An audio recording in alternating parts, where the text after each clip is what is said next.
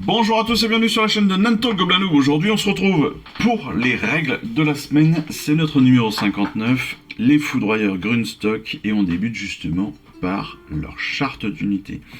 Alors, c'est 5 personnages, pardon. J'ai n'importe quoi. C'est les foudroyeurs Grunstock, donc ce sont des fusiliers en armure lourde employés par les aéroflottes pour les protéger des hostiles. Tireurs d'élite et vétérans de maintes expéditions, ils oblitèrent l'ennemi dans une tempête de munitions éthériques et d'obus de mortier. Donc, dans cette unité, on a un sergent artilleur qui est armé d'un fusil à munitions éthériques. On a un foudroyeur Grunstock qui est armé d'un fumigateur éthérique, un foudroyeur qui est armé d'une balayeuse, un autre qui est armé d'un éther-canon, et un dernier qui est armé d'un mortier Grunstock. Ça va être compliqué de savoir ce que c'est, qui et quoi. Et en plus de tout ça, toutes les figurines de cette unité sont armées de crosses lourdes. Alors les crosses lourdes, c'est simplement le fait qu'ils se servent de leur fusil en mêlée. Voilà, ils s'en servent en frappant les gens avec leur fusil, tout bêtement. Donc dans cette unité, qui a un mouvement de 4, 3 plus de sauvegarde, 7 de bravoure et 2 blessures chacun, on a un champion. Cette figurine donc est un sergent artilleur, et donc lui, on va lui ajouter 2 à la capacité d'attaque de son fusil à munitions éthérique. Alors, qui est qui ? Eh bien, on le sait, on a le descriptif dans l'assemblage. Alors ça c'est plutôt pas mal, ça peut permettre justement de bien repérer les différents persos, quitte à noter sur leur socle leurs armes ou de mettre un espèce de code pour savoir qui est qui, et etc. Voilà. Moi ce que je peux vous conseiller pour faire ça, c'est un truc que j'ai fait depuis peu. Je ne donnerai pas de marque, mais vous connaissez tous ce type de crayon, hein, avec un logo plein de couleurs, là, qu'on ne donne pas de nom, qui commence par un pot, et qui finit par... Voilà. Et donc ce feutre, en fait, il peut permettre d'écrire sur les socles. Voilà, vous pouvez écrire très facilement un petit truc sur le socle, soit le nom du personnage si c'est un personnage nommé, soit son arme, soit son unité, voilà. On peut avoir comme ça des éléments, ça peut permettre de le retrouver très facilement, de savoir qui est le sergent, qui est le porte-étendard, c'est souvent facile, il a son étendard. Mais les autres, c'est un peu plus compliqué, surtout si vous n'êtes pas des spécialistes de l'armée, ça peut être intéressant. Voilà, ça c'était mon avis. Bon, en l'occurrence, on a dit le sergent qui est donc avec un fusil éthérique. Le sergent avec le fusil éthérique, en fait, c'est celui-ci. C'est celui-ci avec le fusil à double canon. Voilà. Là, on a le porte-étendard. Le porte-étendard, lui, donc il est armé, pour tout vous dire, normalement, vous pouvez le monter en lance-grenade, là. Donc avec le mortier Grunstock. En l'occurrence, là, c'est pas ce qu'ils ont représenté, mais logiquement, on nous demande de le mettre en mortier Grunstock. Ensuite, le troisième, donc avec le fumigateur, c'est évidemment celui-ci. Hein. Ça ressemble bien à un élément de fumigation. Vous savez, comme dans les dessins animés, où on a une pompe comme ça, et puis avec le petit embout là pour balancer de la fumée et pour pourrir les champignons et les bestioles. Celui qui est armé normalement de la balayeuse, ici il n'est pas représenté. La balayeuse, c'est l'arme avec les différents canons, avec les 5-6 canons de large. Voilà, donc ça c'est facile aussi à retrouver. Et évidemment, l'éther-canon, c'est le plus balèze, c'est le mortier Grunstock, hein, c'est celui-là. C'est vraiment le bourrin, quoi. Voilà, classique. Non, d'ailleurs, qu'est-ce que je dis ? Le mortier canon, c'est lui. Et ça, c'est l'éther-canon, et ça, c'est le mortier. Voilà. Le porte-étendard, justement. Donc, il y a une figurine sur 5 de l'unité qui peut être un porte-étendard, et lui, on va lui ajouter 1 à la caractéristique de bravoure. Voilà. Et on va ajouter 1 à la caractéristique de bravoure de l'unité, en fait, tant qu'il est sur le terrain. Voilà. En termes de caractéristiques justement de tir, chacune des armes a sa caractéristique. Donc n'hésitez pas à bien lire la charte d'unité comme d'habitude, avec un petit élément sur le fumigateur et sur le mortier qui ont des attaques spécifiques qui sont donc décrits ici dans les aptitudes. Et justement sur les aptitudes, on a le gaz asphyxiant pour le fumigateur. Donc les attaques d'un fumigateur éthérique touchent automatiquement, elles ne font pas de jet de touche donc.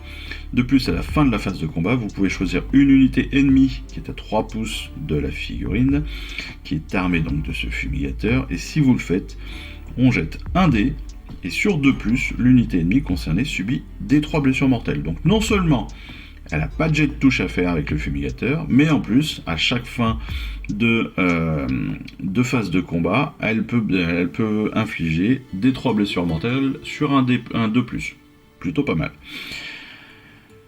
Le mortier Grunstock, comme vous voyez, au niveau des attaques, c'est particulier là aussi. Donc le mortier Grunstock, il a ce que l'on appelle des obus explosifs. Et en fait, sa caractéristique d'attaque est égale au nombre de figurines de l'unité ciblée jusqu'à un maximum de 5. Ça veut dire que, si l'unité que vous visez a 3 figurines, vous allez avoir 3 attaques pour le mortier. Si elle en a 20, vous allez avoir 5 tirs, 5 attaques avec le mortier. Plutôt intéressant là aussi, donc au niveau de tactique, de choisir les unités comme il faut. Parce qu'encore une fois, ces obus explosifs du mortier vont être évidemment stratégiquement et proportionnellement, statistiquement plus efficaces sur des grosses unités. Les deux autres aptitudes que ces foudroyeurs Grunstock ont en réserve et en commun, je dirais, c'est que chaque fois que cette unité tire, après que toutes ses attaques ont été résolues, si toutes les figurines de l'unité ont tiré et ciblé la même unité ennemie, alors on va jeter 2d6. On va ajouter au résultat le nombre de blessures causées par les attaques qui ont été allouées à l'unité ennemie sans être annulées. D'accord ? Donc c'est-à-dire que avant toute annulation, on va comptabiliser le nombre d'attaques que l'unité ennemie a prise dans la tête, en plus des 2d6, et si le score est supérieur à la caractéristique de bravoure de l'unité ennemie, elle est pilonnée jusqu'au début de votre prochaine phase de héros, et ce qui veut dire qu'on va soustraire 1 au jet de touche pour les attaques d'une unité pilonnée.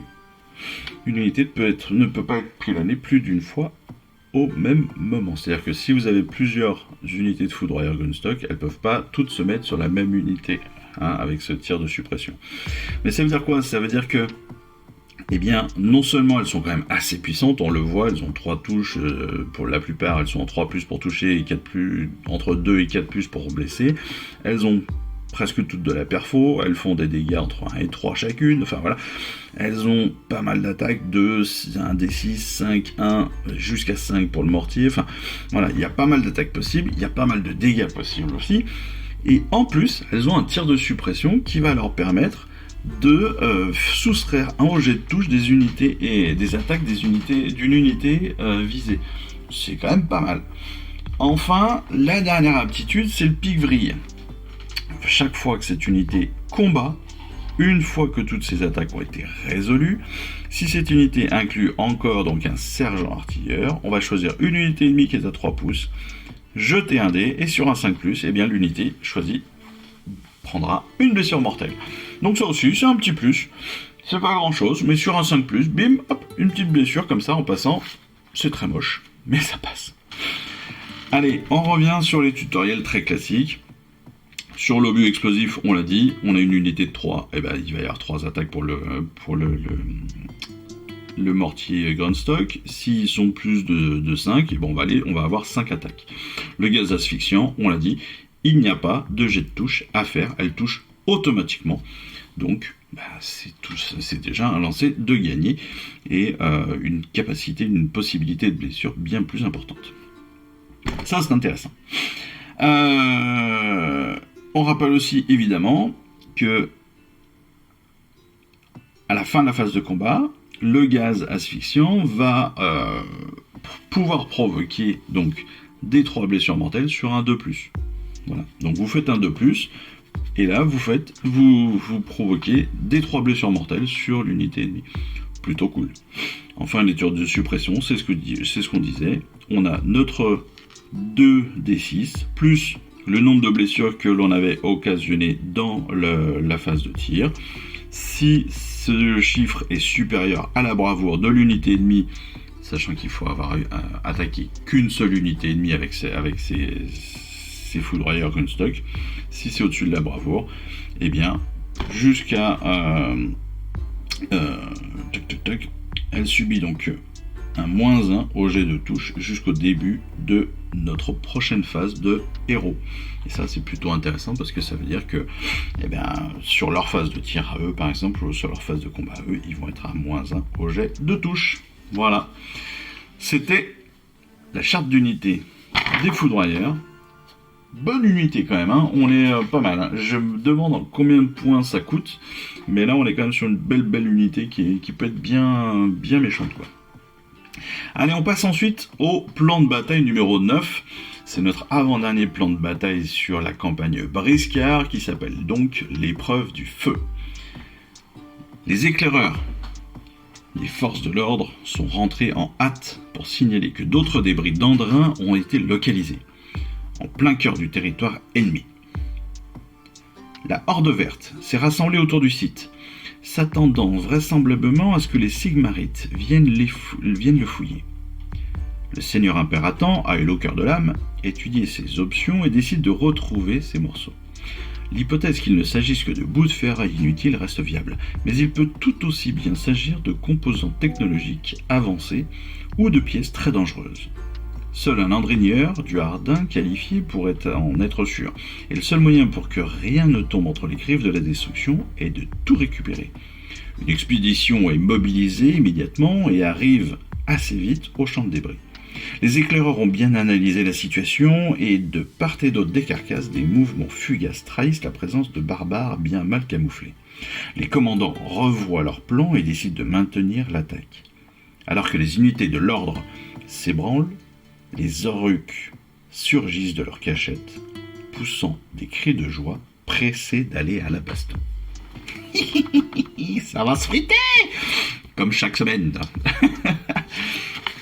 Donc, on en a l'habitude maintenant. Alliance Horde s'oppose toujours et depuis quelques semaines maintenant, on a 2 options de héros et 4 options de troupes pour chacune des factions, pour chacune des alliances. Donc on va choisir dans ces différentes options nos différentes armées. Le champ de bataille, alors, le champ de bataille est assez classique maintenant, on va utiliser donc 3 tapis de bataille disposés les uns à côté des autres, mais c'est le déploiement qui est un petit peu différent d'habitude. En effet, on a le territoire de déploiement de l'ordre, qui va se faire, vous voyez, sur la partie centrale, droite, donc de notre champ de bataille, sur ces 6 carrés de tapis de bataille. La destruction, elle, va être répartie sur les 2 côtés du tapis de bataille gauche. Donc, territoire de déploiement un peu plus restreint pour la destruction, mais on voit bien que il y a un tractard qui se prépare, hein, comme on l'a vu dans l'énoncé de notre bataille. Pour le champ de bataille, bien sûr, on va avoir 3 objectifs qui vont être sur ce tapis de bataille gauche, donc, ce qui veut dire que, on l'a compris, le territoire de l'ordre va devoir venir explorer le terrain, tandis que la destruction va préparer une embuscade et tenter de défendre aussi ces différents points de pièces métalliques. On va quand même disposer des décors. Comme d'habitude, on peut en mettre jusqu'à 6. Comme d'habitude, toujours à 3 pouces, des objectifs et des autres éléments de décor. Déploiement sur le tirage au dé, là aussi on en a l'habitude. Celui qui gagne le tirage choisit qui se déploie en premier. On déploie l'intégralité de son armée dans son territoire et ainsi de suite. Le premier tour se fait sur le jet de priorité, ça aussi. 5 rounds pour la bataille. Les points de victoire, là, encore plus classique, hein, 1 point pour le contrôle d'un objectif, d'au moins un objectif. Un autre point de victoire si vous contrôlez 2 objectifs ou plus. Et puis un troisième potentiel point de victoire si vous contrôlez plus d'objectifs que votre adversaire à la fin de votre tour. La règle spéciale de la partie est débris d'Andrin. Au besoin, les unités peuvent jeter les débris sur les ennemis à proximité. En fait, qu'est-ce que c'est que cette règle ? Eh bien, au début de votre phase de combat, vous pouvez choisir une unité amie qui conteste un objectif.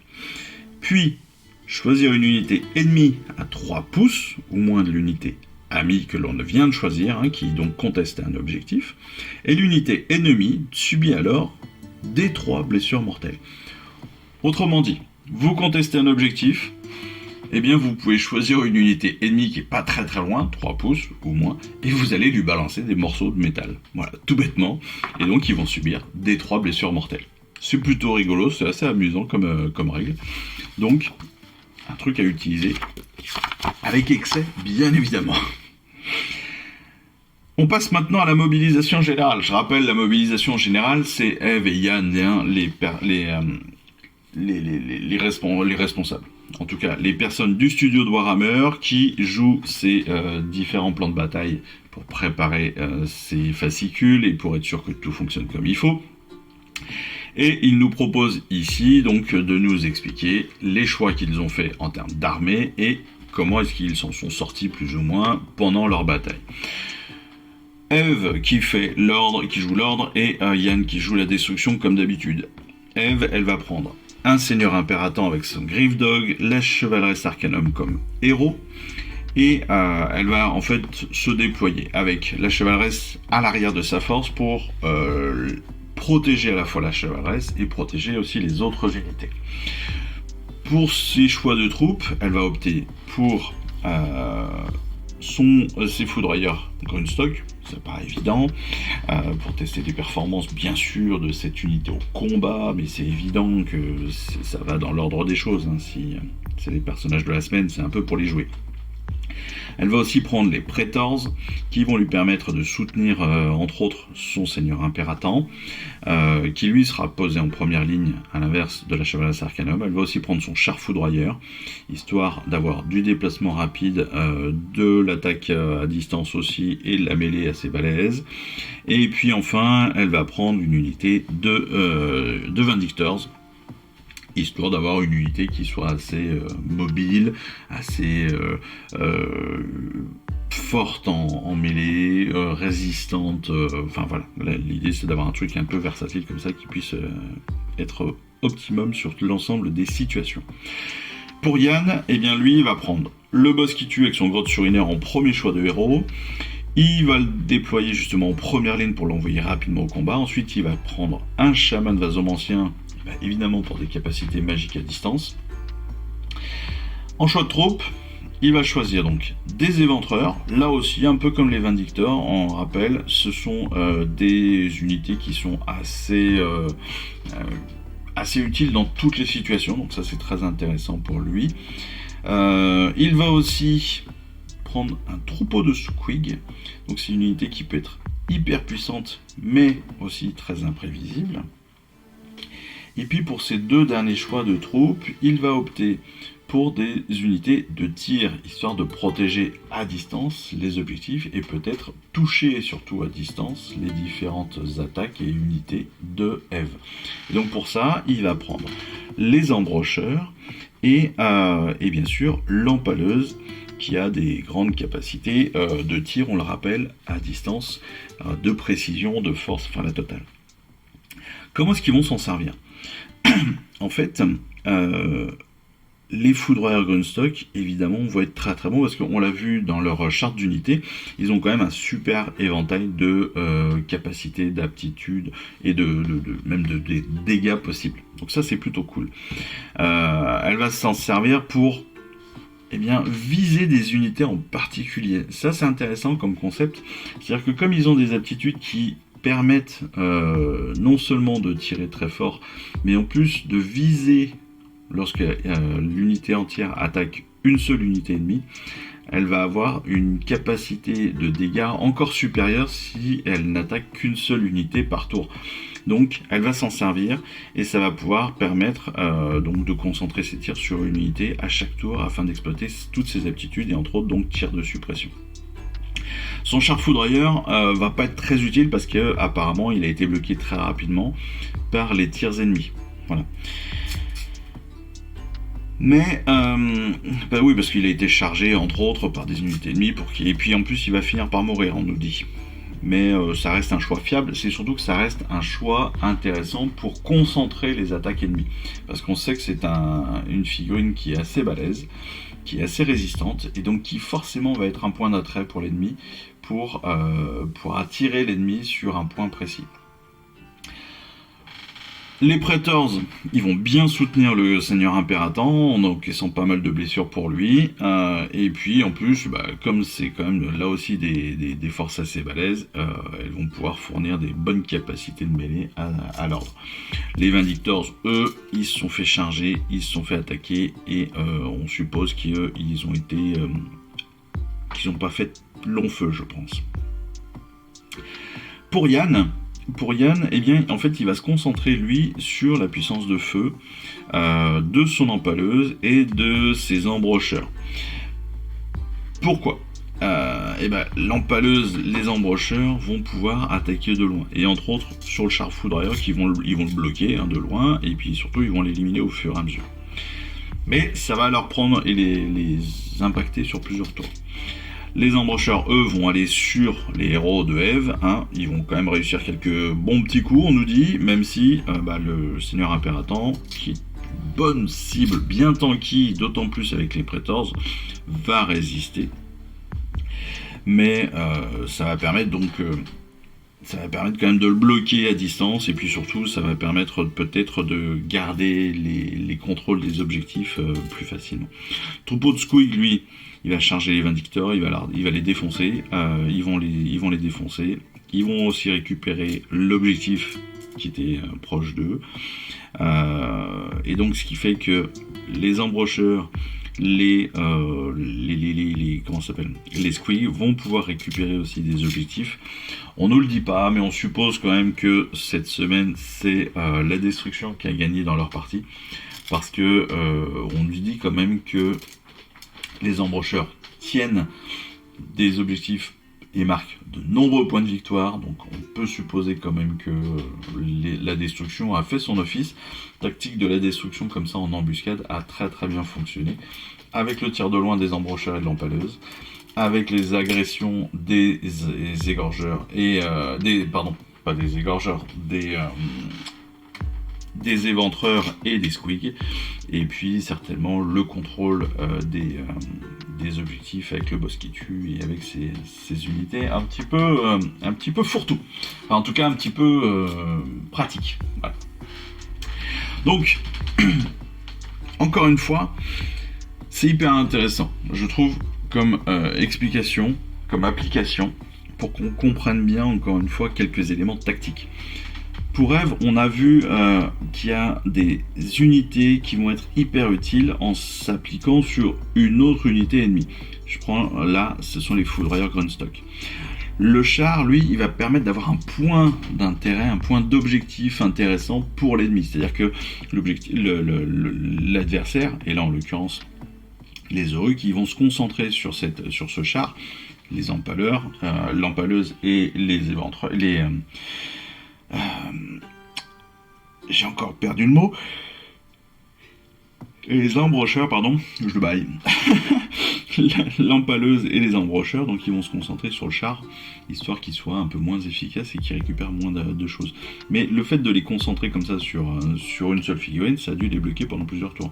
Seigneur Impératant avec les Praetors, clairement, on est sur une superbe unité au final, parce que les Praetors, ils vont venir protéger le Seigneur Impératant, ils vont encaisser des blessures pour lui, ils vont le protéger comme ça tout le long, et ce qui permet entre autres au Seigneur Impératant d'avoir une force de frappe qui est toujours aussi bonne, et celle des Praetors qui est toujours là aussi très très bonne.